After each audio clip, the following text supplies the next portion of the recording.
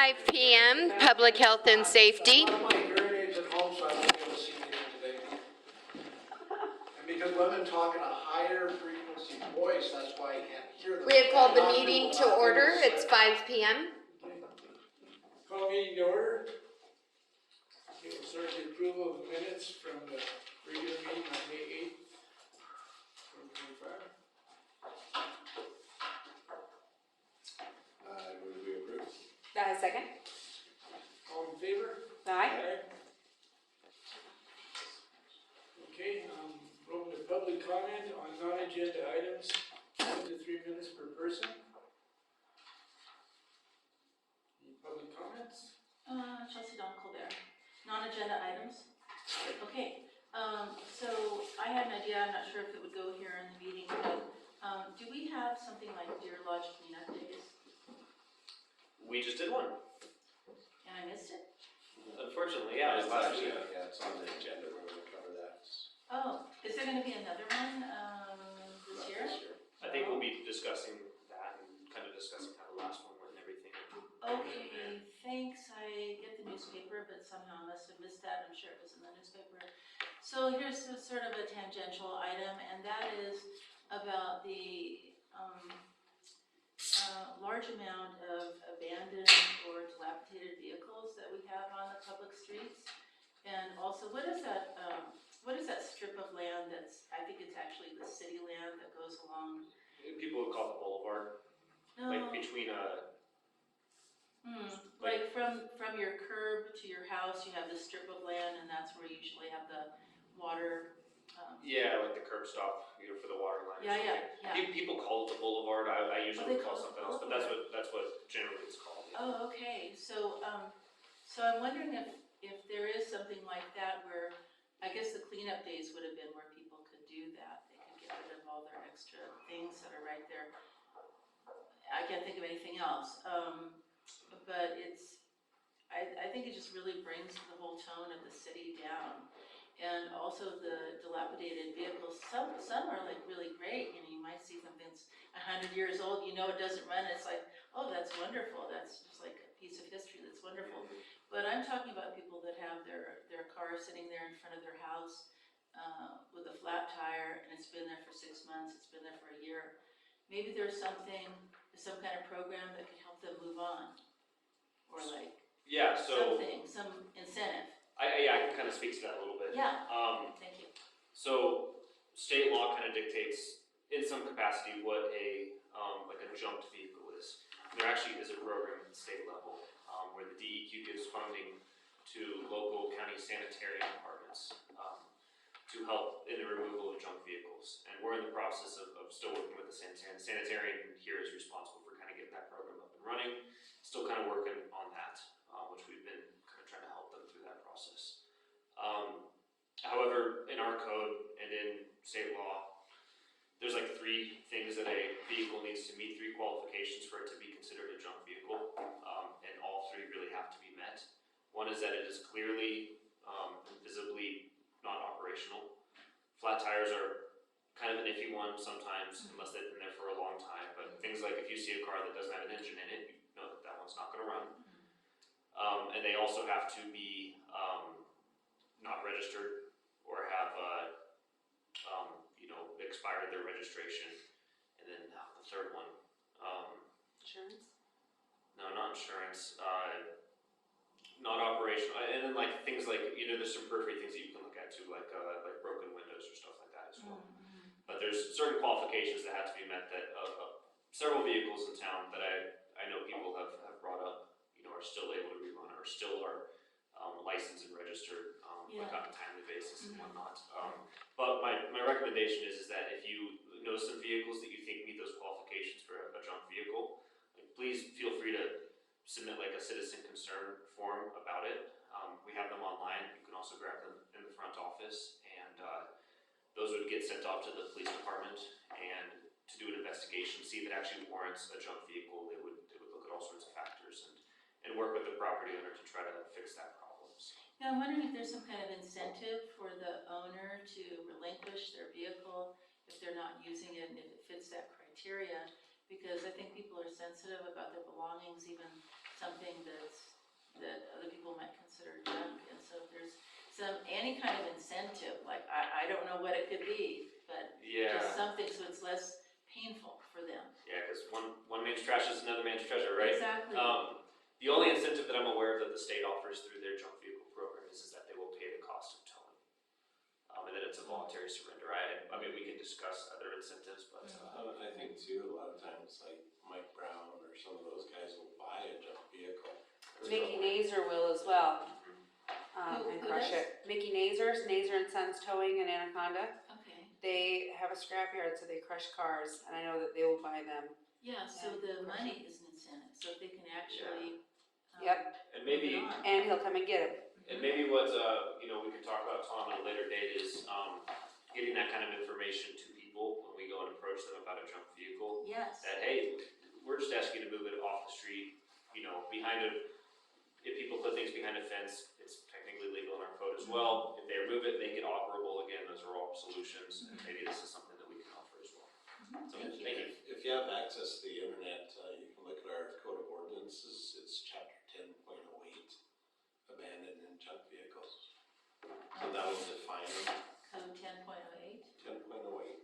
Yeah, Mazers and Mike Brown, okay, I'm gonna write it down. cool. And yeah, please do, grab some complaint forms from the front office when you have a chance. And, we try to operate, on a complaint-based system as well. So if someone turns in something, then we absolutely will take a look at it.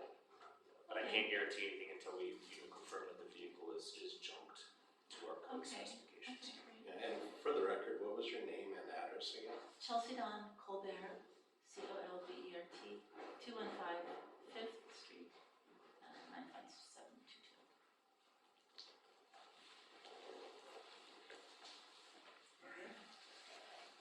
Move on.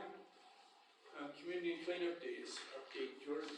So I just wanted to kind of provide a quick update on the status of the cleanup days as it went, and I can talk about next steps if we want to do anything else. So we had approximately 35 people, I think right at 35 people. 35, yes.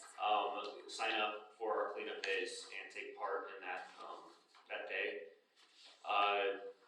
The majority of people did a really good job of putting the garbage out in a way that we anticipated, either on the curb or in the alley, bagged up, everything like that.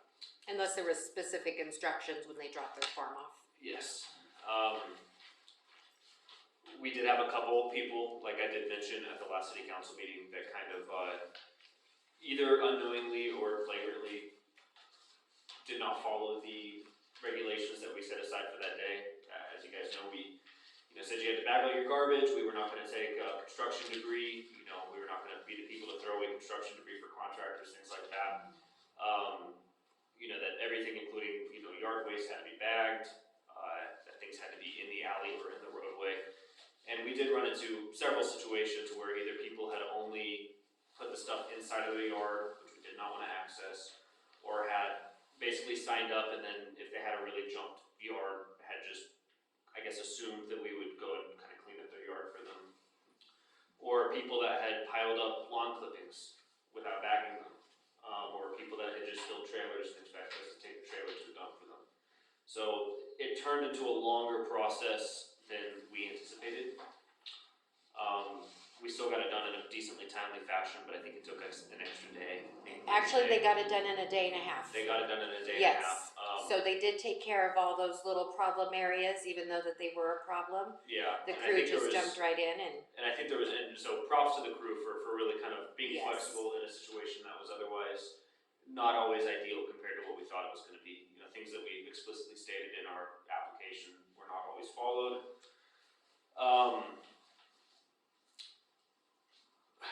I talked to Trent and I think he came up with an estimate of what the day cost us, just in terms of fuel and man hours, and cost us right around $3,500, which I think was a pretty reasonable fee for some in-kind work that we could do to help clean up the community. I think overall it was pretty well received, and that we were able to clean up quite a few properties with it. But I also think that if this is something that we do again, or when we do it again, there's some lessons that we learned. Namely to be just as explicit as possible. I mean, Cindy and I went back and forth on these notices to try to make them very cut and dry, very black and white, that we will not not accept this, we will accept this, you have to do this. That didn't always come across, it seemed. And so I think what we have to do is, just be very clear about what we're not gonna pick up when people don't follow the regulations that we've set, or when they seem to be actively going against them. Which was getting confusing, because when we wouldn't come and pick something up, then people would call and say, why aren't we picking it up? But I think what we need to do is just be really, really clear on that regard. If you have not followed X, Y, Z, we will leave your items on the curb. Yeah, and then the problem is what we were nervous about running into, and the reason why we did pick them up still, except for, like I said, one, maybe two really, really bad properties. Especially when things were inside of the yard, where we try to contact them and see if they would move it to the curb. We didn't go on someone's property. Our concern was that a lot of the people that, weren't bagging things up correctly, or, were throwing away things that they weren't supposed to, would put them out on the curb. And we were concerned that if we didn't pick it up, it would just sit there, and that it would blow away in the wind. Things were already starting to blow away. And so we were like, this is a few properties. We probably should just go and see what we can do to clean these up. So that was our concern, kind of a rock and a hard place type of situation. So Absolutely. I think we learned a few things about when we do this again. And I think the fact that we didn't make it, or that we didn't really make it a set day, and we had talked about in the past in this committee about kind of doing them on a as desired basis instead of having a specific day every year where we do it, will help prevent people from kind of anticipating something like this to happen. Because I was even talking to some of the public works guys that used to do it on a more frequent basis, that they would drive by one day, pick up someone's garbage, and by the next day they'd drive by again, and that person already put out their next year's garbage to be picked up the next time there's a community cleanup day. And that's the type of situation where I do want to avoid that, because we do operate a garbage service, we do charge for it to recoup the costs, and I don't want people to take advantage of a cleanup days. So I think as we move forward with these, a month's notice is really going to be the best way to kind of move forward with that. So those are just some of my initial observations. Happy to, have a discussion or go more in detail on anything that I just talked about, but wanted to give you guys an update on how it went and what we learned and what happened. Well, you learn the hard way. Yeah, right? You gotta start somewhere. Exactly. It was still really good in my book. Absolutely. Yeah, there were a few people that didn't follow the rules, and we kind of knew ahead of time that was going to happen. It's just almost a rule of thumb. Oh, it is. Absolutely. But the fact that we did get 35 people, which was very impressive. Because people just came in at the last minute, and we actually extended it an extra day because the paper ran the article in the paper on Wednesday, and it was the cutoff day, so we gave it a couple more days for those people that did read it in the paper and then got their form in, because the work wasn't going to be started until Monday. So we did want to make sure that we did provide that service for the residents as well, and they didn't feel that they were just cut off. Yeah, and I just spent a lot of time talking about the small little things that we noticed that were kind of pain points, but overall I think it was a beneficial thing for the town. Good. Any other questions on that? No, sir. I think I have two things. One, it would be nice to be able to make some money on that. So if there was some kind of recycling aspect to it, and the city could actually make money, and you talked about the cost, minimal cost. It's great to do it, 3,500, that's wonderful. But what if there was some money that could be made on these products? I don't know if that's even possible. And it's, of course, it's more of a hassle. I know, I can already hear It's that. the hassle, which, takes time, which is, time is money. Time is money. And then also, we don't have a recycling facility in Deer Lodge, and so we'd be shipping recyclable materials for a pretty small return on the amount of materials that we'd have to sort out. And please tell me if I'm wrong, but Valley Foods used to have recycling and it cost too much to maintain it, which is why that no longer exists as well. I would love to see it happen again, Yeah. in this town, but Yeah, financially, it's very difficult. yeah. There could be other ways that this committee could look at, trying to recoup some of those costs, but at the end of the day, my opinion is that if our public works guys have the time, we're paying them anyways, and it's good to provide a service that otherwise would not be provided. Yeah, that's great. Um, I'm sorry I missed it. So my second note is about the possibility of a fine being implemented to the people who don't go by the rules, the posted rules, and like you said, thought it was clear, but maybe it could be more clear, and so people would really have to know, but if they really violate that, and if you have to pick it up anyway, couldn't some kind of it might not be called a fine, but some kind of fee or something, so the things could be taken away, but it would cost the city extra money, and the people would be well aware that there would be this fee or fine, whatever you wanna call it. There's And a that would be a great process. incentive. So that's something I would have to consult with our attorney about, because strictly a fee, is something that is set by ordinance and resolution by the city council. So it had to be in our code and reference a certain fee schedule that we would have, that would have the amount and everything like that, and the process and all that stuff. And not saying that that's not possible, it's just something I would need to talk to the attorney about. Other than that, we do have certain sections of our code related to other nuisance violations that, talk about the fact that the city can either hire people or go send its own crew out to remediate, a certain code violation and then basically bill the property owner. Which is something we might be able to stretch for something like what you're talking about. We would have to, like I said, talk to the attorney. Our concern always with doing that process is that there's no guarantee that someone will pay. And if they don't pay, then we're going to court. If we're going to court, that's great. If they still don't pay, they're going to collections. It may be years and years and years before we see that money come back. Oh, I thought maybe it could go onto the property tax, but no. We can't really put something onto a property tax bill. That's all designated by the county. There's also the process, correct me if I'm wrong, if you have a complaint about something, you fill out the form Jordan mentioned before, and then our police go down, they will work with the property owner as well. So we don't wanna just throw fines at everybody. Oh, We do wanna try to work with people, cause some people do have reasons that they're physically or mentally unable to deal with something, so we do wanna work with the public as much as we can. And that happens a lot. There's a couple properties in particular in town that I've heard about several times that there are extenuating circumstances. And so we typically try to be patient, and if someone is making progress, we'll give them more time. These are slow processes, for a lot of people, it's not just keeping a neat and tidy, yard. It's more than that. Oh, yeah. And so we do try to work with people, but if you do know of anywhere in town,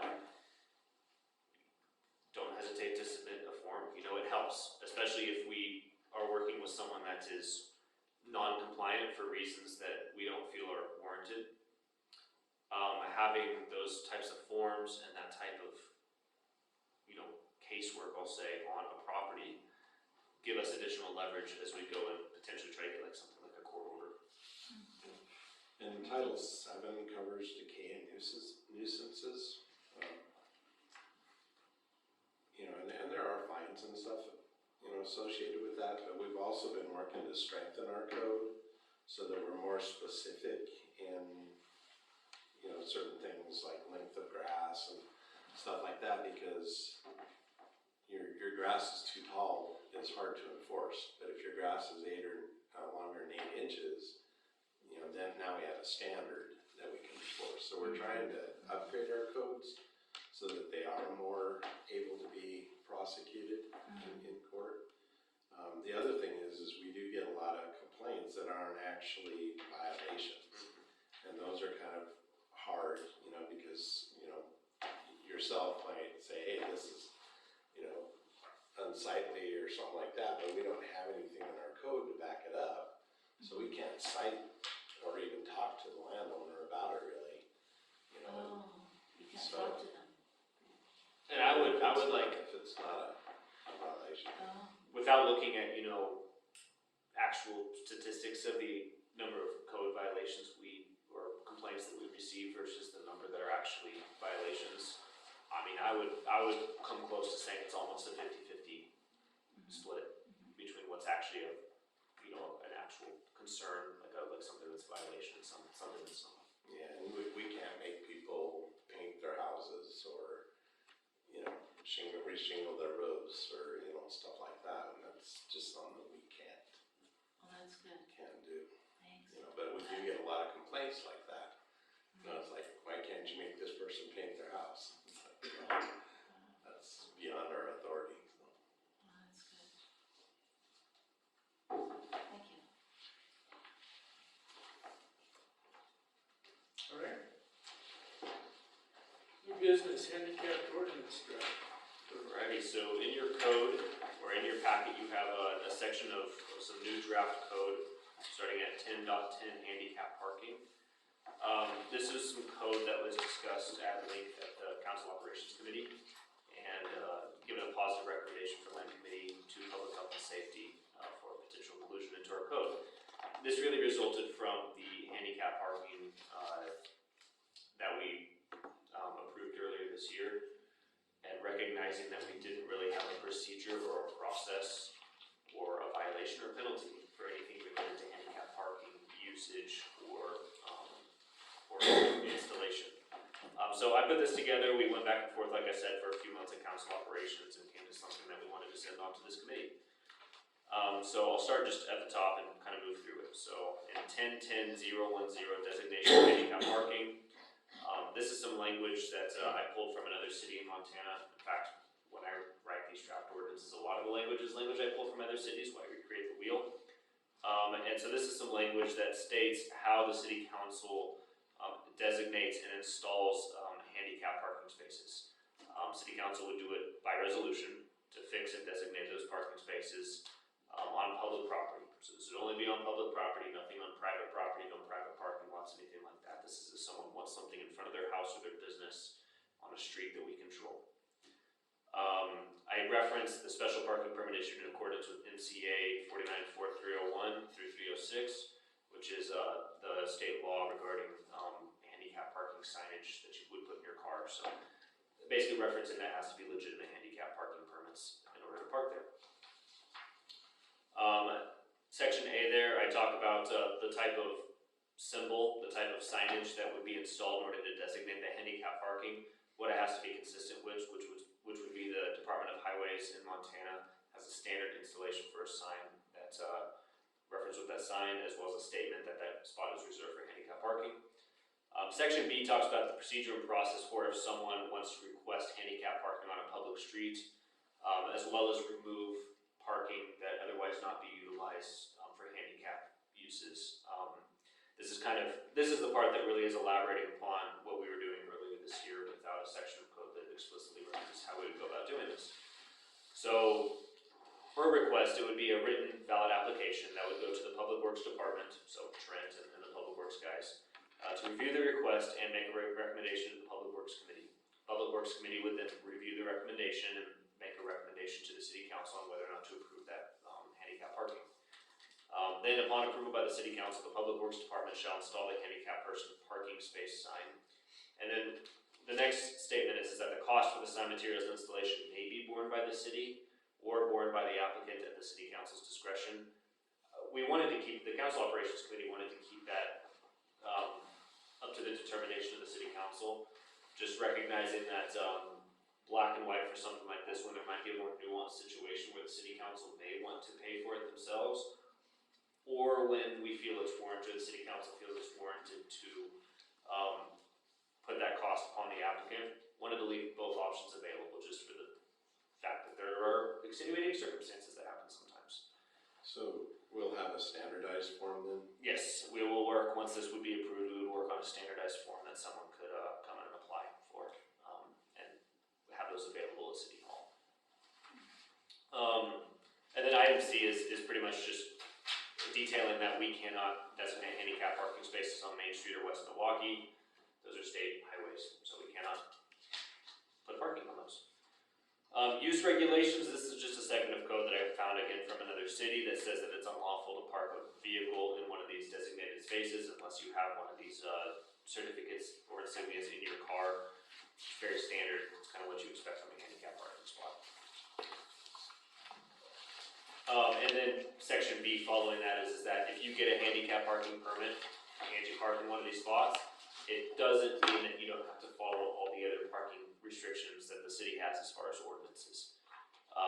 So you still have to follow all of our other parking ordinances, even if you are in line with this one.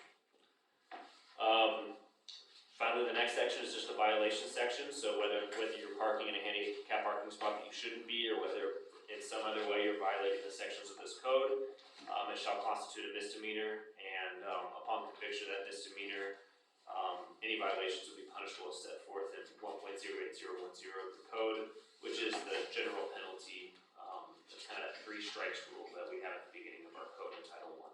It's very standard, it's what a lot of our codes relate back to in terms of violations.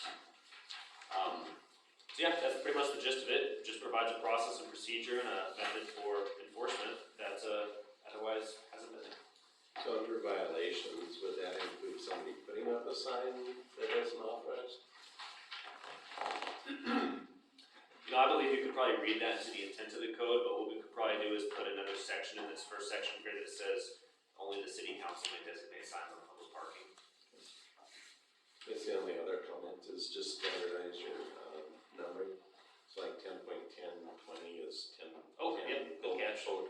Thank you. And same thing with 30. I'm sure that. It's one of those things that Code spell check guys does not would- catch. Yeah, they would catch it,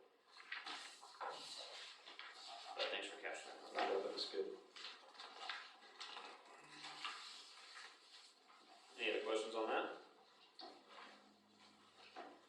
What about handicap parking that's already in place? Do you have to kind of move it over? So with most ordinances that the city makes,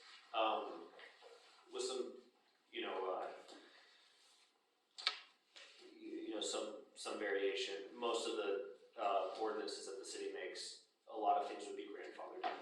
So something How like do you that. know if it's been there or not? You know? So if it's been there, it would probably be grandfathered. We can have a discussion about that. It would probably be grandfathered in. How do you know if it's been there or not been there? Yeah, so I think what she's saying is we should have an inventory.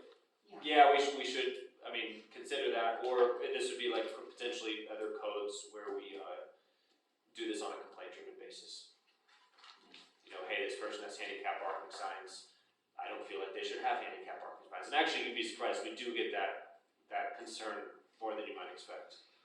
And then we would be able to go back and see, based on an inventory or based on, One of the things that we had talked about in council office was whether or not we should have some sort of a review process on on any of them, as to whether they're still needed or not.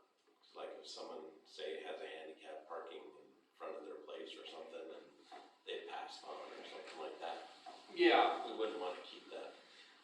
and that's why we put the removal language in there as well. And that's something that this, committee can discuss, as to whether or not they want regular reviews of the inventory.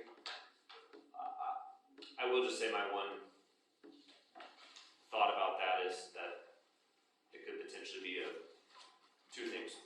One, it's a use of time, to go around and, look at all these signs.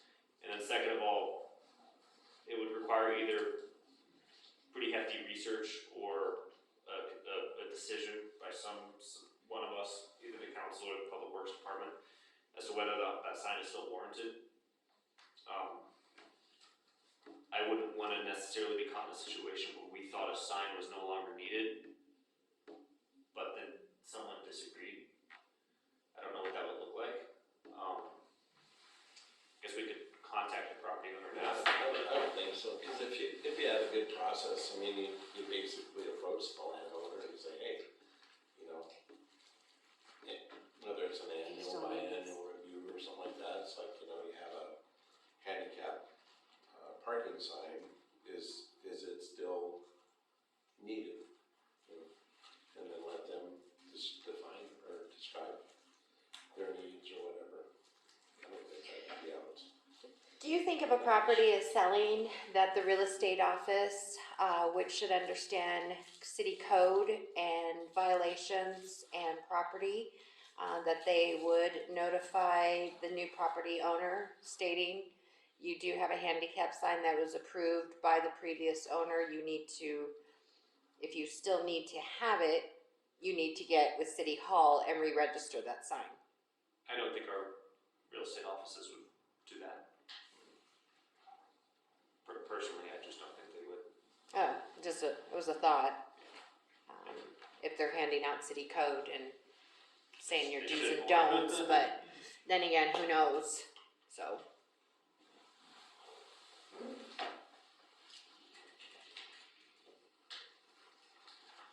No, I think it's good work, it's good. So we have an amendment in there to state that, only the city council can designate, handicap parking spots on public rights of way that are in its jurisdiction. Things like an application or an evaluation, a yearly or bi-yearly evaluation, something that we could probably do with or without code, so we can either table, bring back with some language like that, if the committee wants to look at doing that, or we could pass on to city council as is, with the understanding that, making a form and looking at how an inventory would look, would just be done administratively. I personally don't think an inventory is necessary because the public will police those issues. I mean, I think their neighbors will police them, turn in a complaint, we have the removal, and I think it'd be a use of city worker time it's not only doing the inventory, but then tracking the inventory. And tracking takes a lot of time. That's my personal opinion on it. And I think what we can do, because I think the question, was also like, how do we know if that sign was approved? Well, obviously we'll have a record of the signs that were approved, which we talked about doing an initial inventory. I think what we can do too is to kind of counteract some of the concerns about signs no longer being needed, is that we can let sleeping dogs lie until someone complains about it, and then we can, if we don't have any record of them actually going through the process, we can ask them to go through the process. Public Works and council can review the merits and see if the sign is still warranted based on what the property owner says. And I would estimate we have a pretty low number of signs that we'd be even tracking. And I would be concerned about, Half a dozen maybe at the most, I would think. and I would be concerned about missing one, and then what would we do, Like, doesn't seem like we have a big city, but we do have 26 miles of streets in town. It'd be hard to miss something. Especially if we start talking about alleys or technically rights of way, so. And how many people have that alley as their actual driveway they use? And there's a little street up by my house, the only way to their house is through the alley. Which is unfortunate, but. Yeah.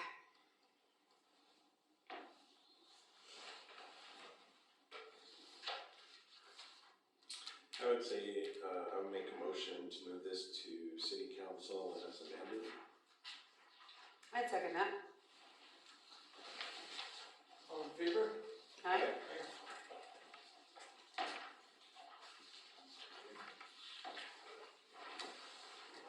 Forward. Department reports. Police department. Had, 249 calls for service last month, 9 welfare checks, 1 was for a vehicle. Had 5 walkthroughs, more than likely the bars. Had 3 vandalism, 1 was slashed tires, with a BB to a window, and damage to a truck that was parked in a not a garage, but a carport.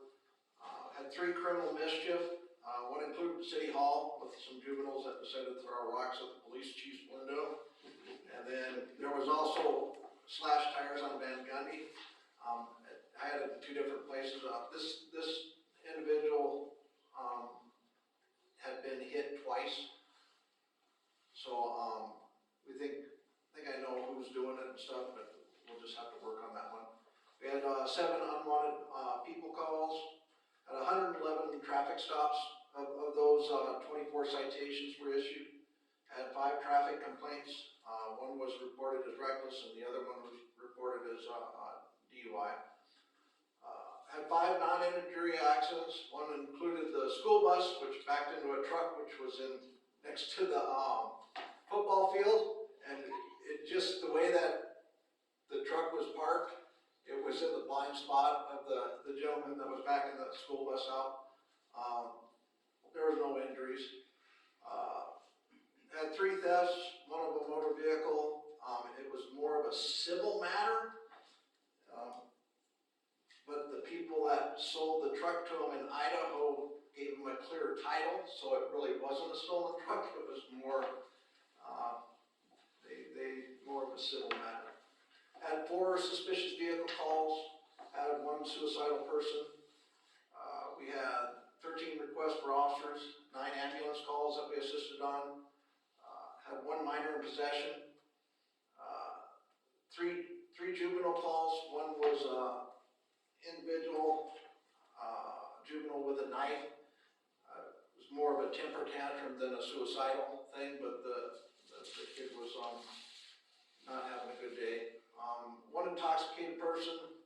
We had 4 harassment calls, 1 fraud. Assisted in 2 fire calls. There were 2 fights at the corner bar and West Conley. Had 3 drug calls. One of them ended up being an undercover investigation where we arrested someone for distribution of LSD. And then I had one of the same juveniles that was throwing rocks at my window the next day decided to bring cookies made out of marijuana to the junior high. And then the third one was a person on probation parole that was buying all the air duster on a regular schedule from Ace Hardware, and enough where they had to take it off the shelves, otherwise normal customers wouldn't be able to get to it. We had 7 disturbances, 3 of them were family related, 2 courtesy rides. I had 1 counterfeit $20 bill. It seems to keep happening at the Sinclair, so I don't know if we can figure out who's doing that and stuff, but it happens like every couple months, it seems like. Had 4 assaults, 1 charges were filed, 3 alarm calls, smoke and fire. 1 was Deer Lake Medical Center and 1 was the Mitchell rooms.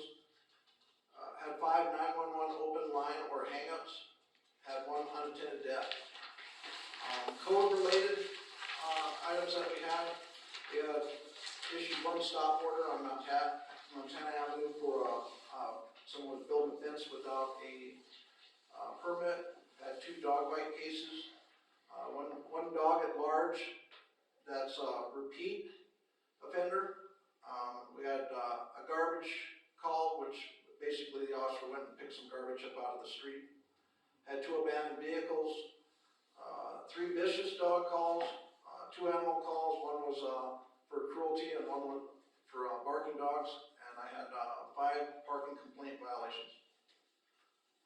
Officer Smith is still off until July 8th. He'll go and we'll see if what happens after that from injuries on the job. I had 1 radio went down in one of our cars, so I had a reconditioned radio that I was holding for one of our new vehicles that got put into that car. Our black Tahoe, the driver's door is falling off. I was initially gonna try and put that in as a parts car, but we ended up with a few more vehicles down. So that actually has a door coming from Missoula for $800 that we're gonna pick up tomorrow. Our public works guys are picking that up, and then we'll get that put on. We currently have our Dodge truck transmission went out on is in Helena. They're gonna look at that and give us an estimate on what that costs.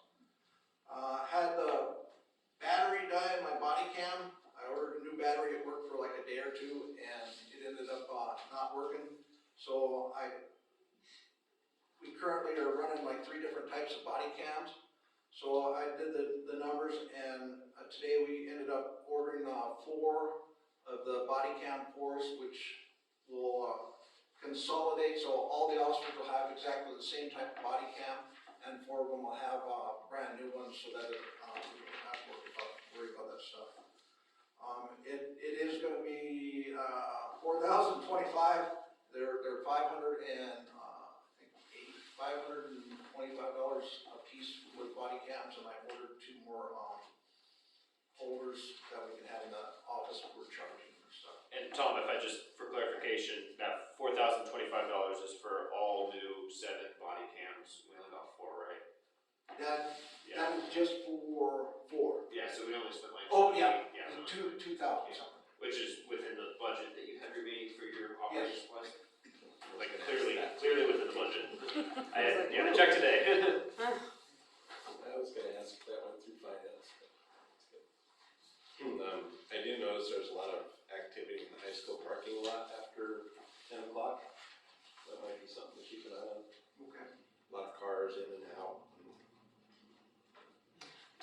do you have it in your budget for a radio to replace that one that you needed to replace hers with? I will get with Stanley and see how much I have left on the budget and stuff. I've got, 2 radios in the office, I need to hook them up and test them and see if I can get one of them to work at least. If not, then I'll probably have to get a hold of Stein and I'll discuss it with, Jordan and the mayor on the thing, but I should still have enough money in there for, a radio, but it'll just be, it'll deplete what I was hoping to use for a vehicle in the next 2 years. Yeah. Thank you, Tom. Any questions? I think that that's a really good idea to have all the same body cams so they can be seen. All the officers can have them and have the 2 charging in the office. I think that's really good thinking on that. And I wanted to ask a question. What is that air duster PNP? So that is, I put that under a drug-related charge. It's not actually an illegal drug, but it's a person that is on probation, and that person was frequenting going to Ace Hardware and getting the stuff you blow off your computer screens with and stuff, Yeah. and they abuse it, they huff it, it's like huff and paint and stuff like that. So that person is not supposed to be doing things that are unkosher. Mind altering. Oh, yeah. It's intoxicating, is Yeah, basically. I saw something on that, on the air duster online, but I didn't know what that was. Somebody that allegedly died because of it. Could there be some control on that, even though it's not technically a controlled substance? It would be overtaxing. It's the same as if you went in and if you're trying to buy Sudafed or something at the grocery store and it's on sale, you want to buy some more, you can't. Yeah, And the air duster is like, are you gonna make a special card or something to get air duster if you need to blow up your computer and stuff? It's just, it would be overtaxing. maybe just if you wanna buy a lot of it, there could be a sign-in sheet like there used to be for Sudafed. I think people would just go back to huff and paint and gasoline probably too. Yeah. Well, I mean, there's a lot of other things, there's Tide Pods and all kinds of other stuff that they do. one Hand of those- sanitizer. It's one of those common That sense. same person, I did, went over to Safeway. That person was coming in early in the morning. They were 17 short on whipped cream on their inventory. So that person was more than likely going over at their early morning hours into Safeway when they didn't have people. And within over a week's time, that person, the Safeway was short 17 cans of whipped topping. And that was the same thing. That's right. They huffed the gas out of the whipped topping. That's a waste of dessert. So if you're short on whipped cream when you need to put it on your cake and stuff or whatever, or your brownies, then that's probably why, because people are abusing whipped cream as well as air duster.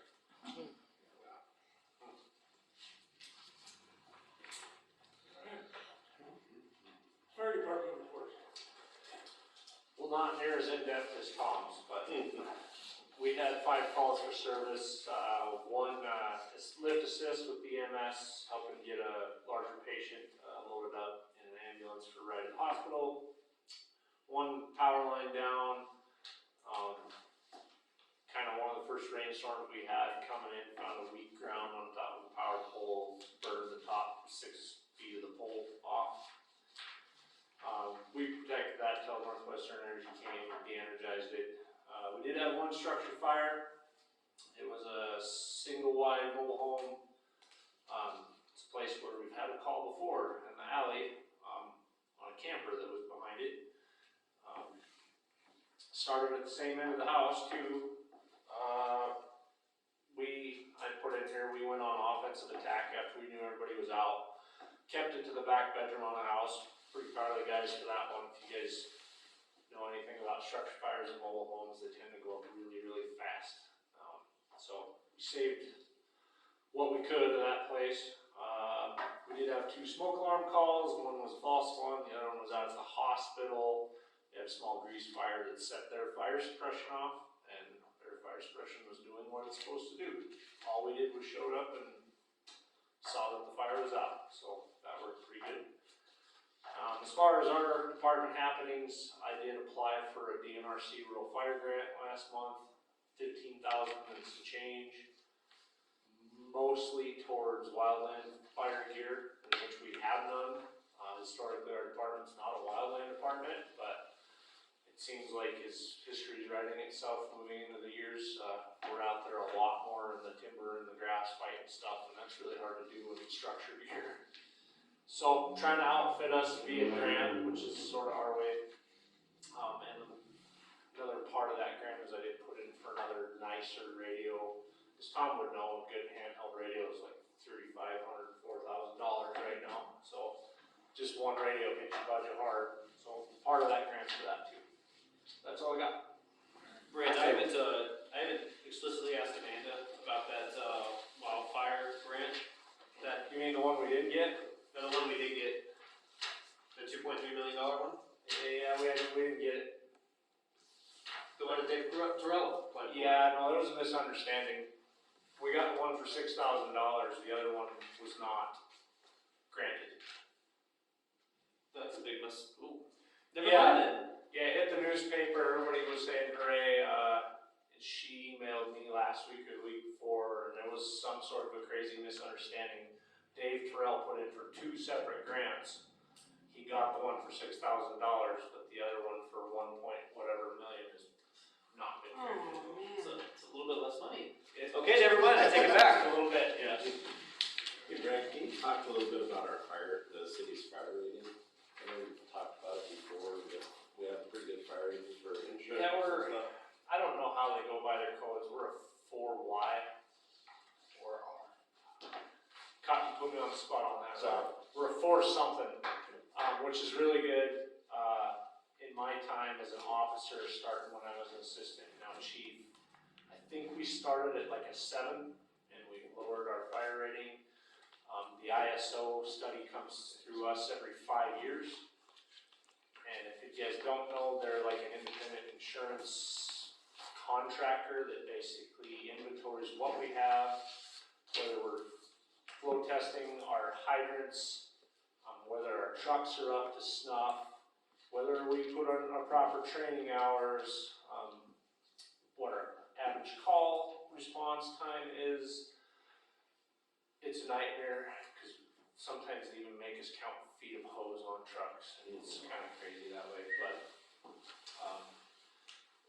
we're due, I think we have 2 more years before we're due again. And I don't know how we'll lower it again, with the exception of maybe we'll roll in a ladder truck that's been given to us like 3 years ago, but still hasn't been in good working order, so I refuse to accept it, because I won't put city taxpayer money on to repair a bunch of stuff that should be fixed before we get it. So that hasn't rolled in yet, but if we got that, I believe that would give us another point off our fire rating.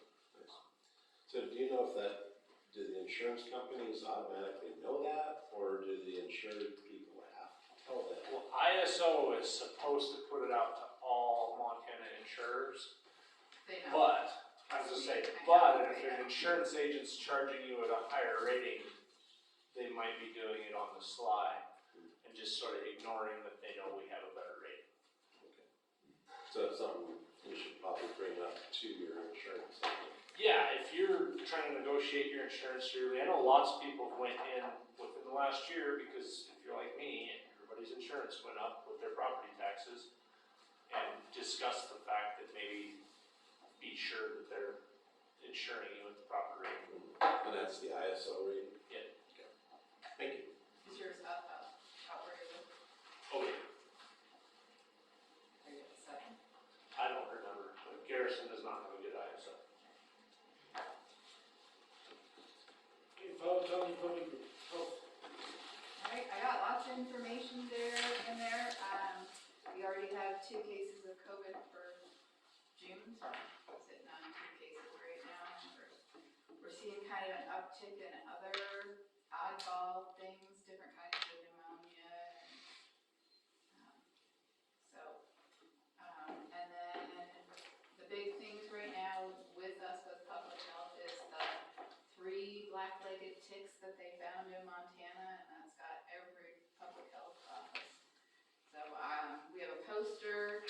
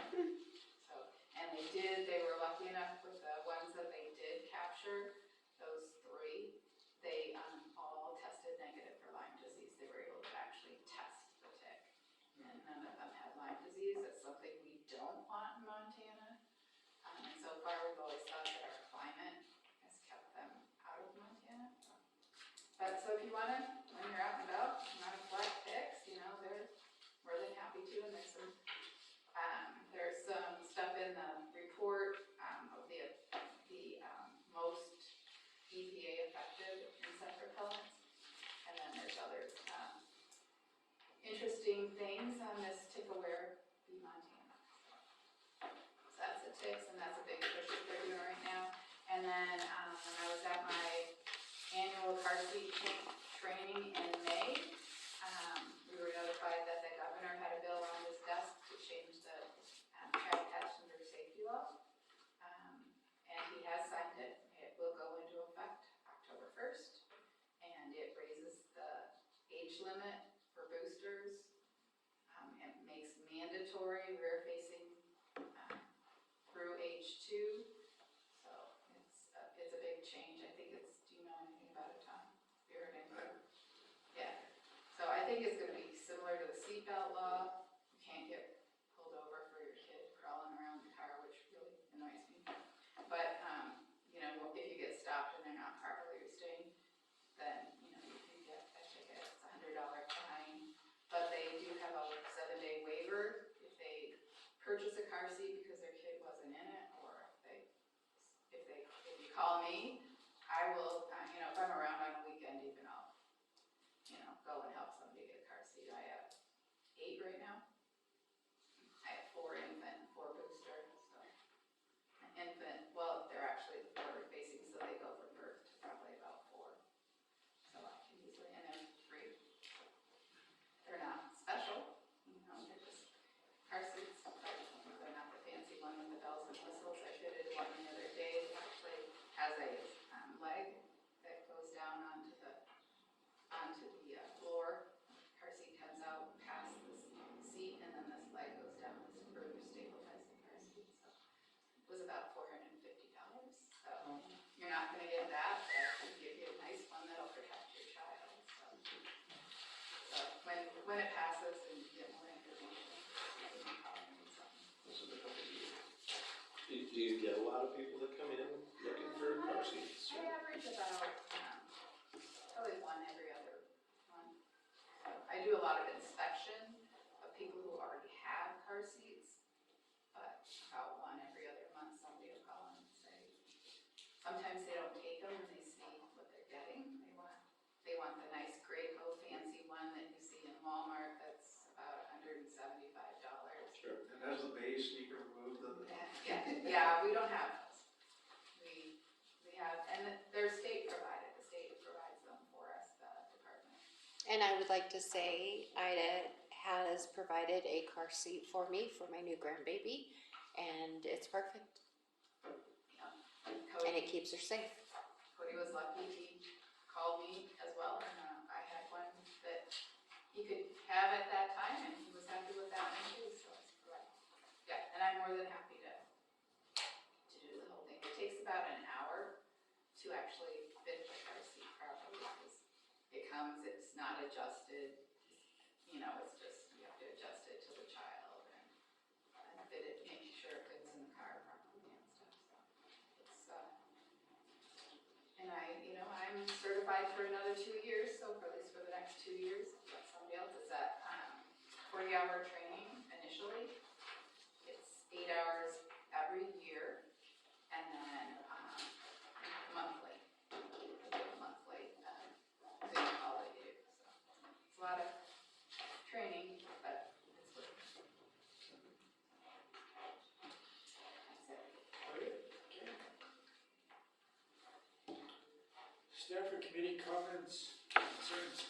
I have a question. I probably should have brought this up under PD and compliance, but how's code enforcement doing with Cody moving up to police officer? You guys doing pretty good? I think we're doing good. I gotta get a template for the stop work order things, because Jordan spoiled me the first time, so I need to do my own stop work order things. But other than that, that's why I set that up the way I did. I separated it between PD and code on the report for stuff. And then we do have the city, there are city codes, or we can put city codes into the Zerker system on the policing, which will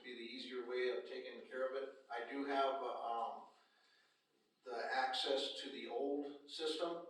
So I'm gonna The try and iWorks. keep that up and stuff. I just need to review it a little bit more and stuff. But that'll also print out the stop work orders and keep track of it for the code side of the, thing. And then on doing the same thing on the budget, I'm, lining out the budget for the PD side, and then I'm keeping a separate thing for the, code side, the things that still need to be taken care of, and then I'm like, pulled the stuff that doesn't need to be in the budget anymore, but I'm keeping it there for like historical purposes, so if it goes back, we'll know what needs to be kept. Yeah, I know in the past, when we've had code enforcement go away, you start seeing a lot more animals at large and, just historically we see that, so something to keep in mind. I cited a lady yesterday and I just chased a dog back to a house, and we've got barking dog complaints and stuff, so we are addressing the code violations as they happen. Thank you. And thanks for keeping those separate, that's good insight, cause you never know when it's gonna revert back. So, thank you, Tom. I just had one, not to open up a can of worms for discussion, but I just wanted to let you all know that with July 4th coming up, we're gonna start doing some PSA stuff for fireworks. Perfect. What's that mean? Just firework, like allowable times for fireworks, ordinance, stuff like that, so. So everybody understands the days, the times. It's a big thing every year, so Every year. we're trying to get out ahead of it, so.